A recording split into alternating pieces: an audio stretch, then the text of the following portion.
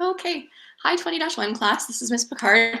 I'm just going to do a quick walkthrough of this week's lesson, including a little demo of what I mean by sketchnoting. So this should be about a 10-minute, 12-minute video. I'm trying to keep it short and sweet. For your own work, you have a little bit more time to work on your sketch notes, so just be aware of that. I'm going to flip my screen just to walk into the slides for the week. And so remember that you can access these anytime, and it's a good starting place whenever you're doing your weekly lessons. So I'm going to share my screen with you, and you're going to see the Vimy slides come up right away. So your first slide is like this. Today we're starting all the way down on slide number 20 or so. So I'm going to go through. You've already done all this great work on reading up until page 15. You've already done some great work with figurative language. So now we're actually all the way on slide 20 where it says the week of April 14th. So starting on Tuesday, you have the ability to access this, but just a reminder, it's not expected that you do any of this work until you have your actual scheduled class time. So you don't have to worry about that until you have your actual time. In terms of this little walkthrough, I'm going to put on some closed captioning for us so that you can kind of hear and see what I'm saying at the same time. And then I'll walk you through what's expected. So this week, April 14th, the big question that we're thinking through as you're reading is what's the role of memory in a person's life? Now, that's probably not a surprise because we've seen memory before in the play. This week, there's going to be some different memories that break through as characters in the hospital remember how they met important people in their earlier lives. So far, we've only seen Claire kind of remember Laurie this way. We're going to meet this week Will and Sid and their backstories, and we'll continue to see other people. So JP, we've seen a little bit of his backstory. We'll continue to see a bit more of Mike's as well. This week, there's a little bit of vocabulary, so I'm going to let you just to read through what a whiz-bang is, because that's mentioned by one of the characters. And then if you go to slide 22, you'll see the time breakdown. You're going to be listening to pages 15 to 25 of Vimy or reading them yourself, watching this little overview video for about 10 minutes. And then you have a full hour to work on the assignment this week, which is to Sketchnote, to show you're learning a little bit different way. And so to kind of shape and understand what that's all about, I'm going to go down to slide number 24. And that's talking a little bit about the memory sketch note. Now, this won't be due for a couple of weeks here, but you're going to be basically doing a one-page sketch that's related to the visual stuff you see in Vimy, but also the role of memory. So you're going to be thinking about what are the essential parts that make up a person's memory, what's the role that memory plays for one of the characters. I'd recommend you focus on one of the characters, but if you want to choose more than one person to do a little sketch of their impressions, their life, their details, you can choose to do more than one, especially if the characters are linked. Today, I'm going to demonstrate that my focus is on Claire, but I'm going to draw little bits and pieces of Laurie popping into her story. So basically, if you think of sketch notes as a visual map, then you're not far off what they are. They're how your brain codes verbal and visual stuff together, and you're trying to actually show that on the page. So you're showing your thinking just like you did with annotation, but this time you're being a little more aware of the way that you're mapping visually on that page. You're doing kind of a chart or a diagram as your way of showing what you're learning. There are optional models in the pages that follow, and so you're going to see different ways to do fonts or arrows, but the idea is that these are just examples. They're not requirements. Your job is to talk about the role of memory for at least one character. That's what has to happen. Today I'm going to model this third visual type of sketch note for you, but I'd recommend that whatever you choose to do to show your sketch, that you really plan out sections of your page so you know where you're headed with your image. To do that, I've given you a bunch of different possibilities for the way you might map, like a popcorn style brainstorm list, or how you might do like a linear follow the line kind of diagram. But if you go all the way forward to 38, that's where you're going to see the rubric. And what do you really have to show? You have to show a good idea that's insightful and considered, so you've actually gone deep into a good character, and you have to have some details that are relevant. You also, so to memory, the hot topic, You also need to be specific about the way you're using stylistic choices, so how you're showing the images or how you're writing particular words and phrases. And then the layout should be organized into a coherent, if not skillful, kind of layout. So kind of keep that in mind as I go through my model today, and you're going to have hopefully a lot of your questions answered. If there is something that you're still wondering, please feel free to email me, but I've put a little bit of a FAQ, an FAQ, frequently asked questions here, just saying a couple things I just did in the video, that you can map more than one character. You're going to be handing in this picture digitally, so taking a picture with your phone or scanning it at home with the scanner, either one works. It needs to be in some format that I can see. So if you're not writing by hand, if you choose to use technology, that's great. But your final product, whether it's on Adobe or whether it's in slides, it needs to be exported and saved as a PDF or a JPEG to ensure that I can view it. So it has to be in a universal format, not like in a Microsoft program, not in a special Paint version of Adobe. It has to be in a PDF for the final product. Okay, that's just so I can give you credit for this eventually. Yeah, so what you're going to see me do today is plan out my statement of intent, what I intend to show about my characters and the role of memory in their lives. So remember that, when you're talking about what your intention is, it's good to plan out specific choices and to actually put a verb in there that relates to that topic word. Just like you plan an essay this way, you're planning out your picture this way. So now I'm going to actually stop this version of showing you slides. I'm going to instead flip my screen, so you should see me right away. And I'm going to go back into regular mode. You should be able to see my sketch as it happens on my table in front of me. So I'll still be talking to you, but you're going to start to see me draw. Now, at first it might be upside down, so I'll kind of try to do it so that it's sideways and then it's easier for you to see. Right away, what I'm doing here on my piece of paper is I'm going to write out my statement of intent. You might do this on a document and not on a physical paper. I'm doing it as a physical paper so that I can kind of keep it beside my drawing and stay on track. So I know that it has to be about the role of memory. I'm writing that topic right at the start of my statement of intent so that I remember, and I know these might be backwards for you, but the role of memory is what I've written on my paper there. I'm also going to be planning to do, I think, Claire. I want to really talk about Claire and her ideas. Now, in the actual play, she talks about it like a tide. I'm going to make that into an ocean metaphor. So memory is an ocean. Why is it an ocean? Well, it's something that maybe gives us perspective on our life. So let's say gives as a good verb, gives perspective. An ocean is made up of many molecules, and I'm going to write that out, many molecules. So somewhere I might want to draw that, like draw like a little molecule and how it sticks together. Let's do a double bond there. Oh, so exciting. So I might draw like a little molecule diagram for myself. We'll see. I also think that oceans are important because they're bigger. They're a lot bigger than us and a lot bigger than maybe I see in my everyday world. So there's like forces, whether that's like fate or whether you think that there's a higher kind of purpose or power, there's something that's out of my control that's bigger than me when I look at an ocean. And I'm going to also write down here that oceans, what are they? They're soothing, they're dangerous. There's a nice little tension in there that I want to capture in my picture. Now, I haven't really mapped out all the stuff for my characters, but I'm going to be able to do that as I draw my pictures. So I'm going to draw the sketch note. Now, to actually make sure that I have space to do this over time, I'm going to fold my paper into 6 quadrants. This is actually like one of the maps that was posted. I'm just doing this roughly so that I can have a sense of balance and leave some space for things that I learned in Acts 2.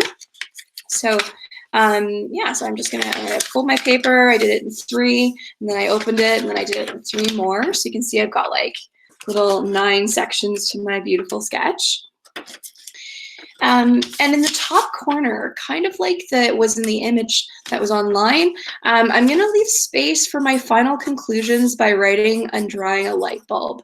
And I'm going to kind of just leave that top corner, oops, there it is, that top corner, my top right corner. I'm going to just leave it there for now and leave that space for my summary at the very end. And I might even write the word summary. I know the characters are flipped for you, so you can see that I put that little title there, summary. For myself for later. And I'm going to start in the top left corner and do a little box here. I'm gonna make like a little wiggly box to introduce my characters and my people. So that'll be the first place in my picture where I want people to start. Now, if you're not sure about where to start and end, you are welcome to like label number 1, the first part that you want me to look at. You don't have to. It's just a suggestion. Okay, so I've got that figured out, and I know that I want to talk about this oceany thing, so I'm gonna do a circle, like a wave kind of coming around. I'm gonna have a starting point here, but I don't really, so it's gonna be my number 2, but I don't really know exactly what's gonna fill the spots yet, so I'm gonna just draw a rough arrow that will guide my reader to my final pane. It's super rough, folks. I'm not a brilliant artist, so you can see what I did there. And because I want to do oceany stuff, I think I might actually even do like a little wave over this, so it looks like an ocean. Again, I'm stick figure drawing, so very rough. I'm gonna draw little waves around. Ooh, I like that. It's kind of like flame. So there are little waves happening. I'm gonna keep turning my page, following that arrow, and all I'm doing is creating that reminder to myself that, hey, my focus has to be on what does memory do, and I've said that memory is like an ocean. So that little flamey tide is going to be my way of remembering that for myself. Yours will undoubtedly be way more sophisticated. So now in my top box, I'm gonna make sure that my viewer knows which character I'm focused on. So I'm gonna put Claire in that top. So I'm gonna draw her stick figure style. Well, let's see how beautiful this is. Oh, she looks great, look at her. Okay, I'm gonna draw her in her little nurse's uniform because that's kind of important to who she is in the play. So she's gonna have like an apron, and maybe she has like on her head a little like a nurse's cap with a cross on it because that's like Red Cross. Let's give her little eyeballs and a happy face, and maybe some curly hair. I kind of picture her with curly hair. So there you go. There's my beautiful Claire. She's going to be like waving because she seems pretty friendly in the story. And maybe she's going to be, I don't know, carrying something. What do you think she would carry as a nurse? Maybe she's carrying a towel or something under her arm. She's got like this little towel rolled up. Oh, it's a beautiful thing, isn't it? Great. Okay, she needs feet, and maybe some little feet there. Okay, so there's my little Claire, and I could even, if I wanted to make her say something, I could have her say, "Hi there." She seems friendly, so hi there. Bonjour. She's multilingual, remember, so she's going to show off her beautiful Montreal education by saying bonjour. Pretty exciting. So there's Claire. Now, I might want to add some ideas about who Claire is. So I'm going to put a little like breakout box here that says Claire, she is a nurse, and she's from Shubenacadie. What else can I say about Claire? She's intelligent and kind, and I'm going to say she's also searching for Laurie. And we learn later who Laurie is. So I've just done a little like character breakdown there of some details to show that I really have a detailed knowledge of the text. Again, you can make this look way cooler, this little bubble box, but I just put it really simply. And I think because Claire's so important, I'm going to put a linking picture to Laurie, but I'm going to keep them as far apart as possible because in the play, they haven't been able to meet up yet, right? So let's draw a little head over here. Maybe he's like standing on some ground.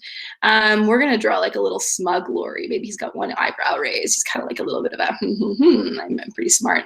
Let's give him some hair.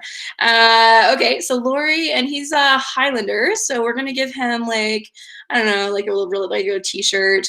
He's gonna be pretty. I think he'll wave too. He seems like he's kind of a cool guy. He reached out to Claire to say hello. He's also gonna have his hand on his hips. Shows kind of those similar kinds of people. He's gonna be wearing a kilt because he's a Highlander. Look at that. Oh, brilliant! Look at that beautiful plaid.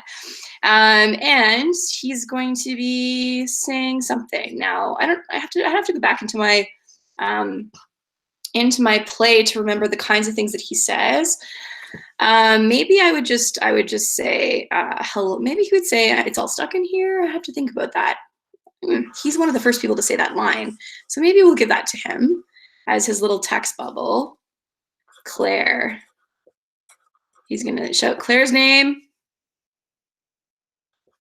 And he's going to say it's all, and maybe even like an all stuck in here, dot, dot, dot. Okay, and he's kind of echoing from far away. I might even write down some traits of Laurie. If I wanted to, I could say that he's a Highlander Canadian, because he's Canadian too, and he was at Vimy. It's one of the reasons why Claire is searching for Laurie, because he was at Vimy, right? So I might gonna even put some dots there that if you knew more stuff about Laurie, like maybe you remember that he was a friend of Claire's brother, you could write that inside. I'm just gonna keep it simple just for the sake of my picture here, okay?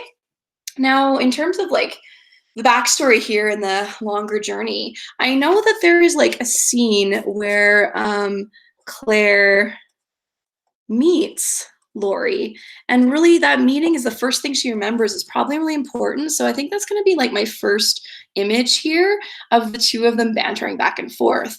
I'm going to leave a space because I'm guessing that like there's other things that happen in the play. We see Claire treats strangers, right? Other soldiers. But that's kind of linked to Laurie because she remembers him because she's treating the strangers. And we also have like something else maybe happening with Claire and Laurie down here. Maybe something else I can remember about what happens to Claire and Laurie there in Act 2. So I'm leaving a space for the rest of Act 1 and the rest of Act 2. And I'm just going to draw these two pictures today and leave the rest of this up to later weeks of work time. Yeah, and that's kind of where I've mapped out. I'm going to head to a place where I talk about memory. I'm going to map out 2 encounters of Claire and other people in the story, and I'm going to leave a couple spaces for events that haven't happened yet, because I know that my idea about memory as this ocean, it's going to kind of keep going. Now, memory and ocean, I really love that idea, and I think I want to maybe write some words to remind myself of that. So I'm going to start with number 2, that like second place. I'm going to write an idea about oceans here, and I think I'm just figuring this out now, but I think that I like the way that my tide became flame. I'm going to try and do something with that. So let's say memories are ocean, because she says time's like a tide. So memories are ocean, but I'm also going to say and flame. It's kind of a cool thing. I like the idea of those 2 elements, Avatar style. Memories are ocean and flame. Now, what does that mean? Well, both fire and oceans they move. It's like they're alive. I'm gonna like that one. Okay, the tide is always alive. Now, if I had color, I'd probably make that alive a color at some point. The tide is always alive. What does it mean to be alive? Well, the flame, is it ever nice? Is it ever good? Yeah, flames can warm you up, right? And the tidal waters cool you down. So it's going to be hard to capture the temperature. But both of those things make me feel happy and kind of soothed. So I'm going to say that the tide is always alive, soothing, because both the flame and ocean can soothe. So it's soothing. What else does it do? In the story, it certainly shapes characters. So shaping, a fire can shape things. It can singe, it can burn, and oceans can shape things. What else is kind of dangerous about fires? They shift. I've been caught in a tidal current. So I'm going to say that the tide's always alive. It's soothing, but it's shaping, and sometimes it's shifting. Like that's another S word that's great. Shifting. And I'm going to leave the rest of that blank because I want to think about what is it shifting. Is it shifting in dangerous ways or shifting against us? Shifting towards something? I don't know yet. So I'm going to leave that, and I'm going to finish the rest of this part of my doodle later.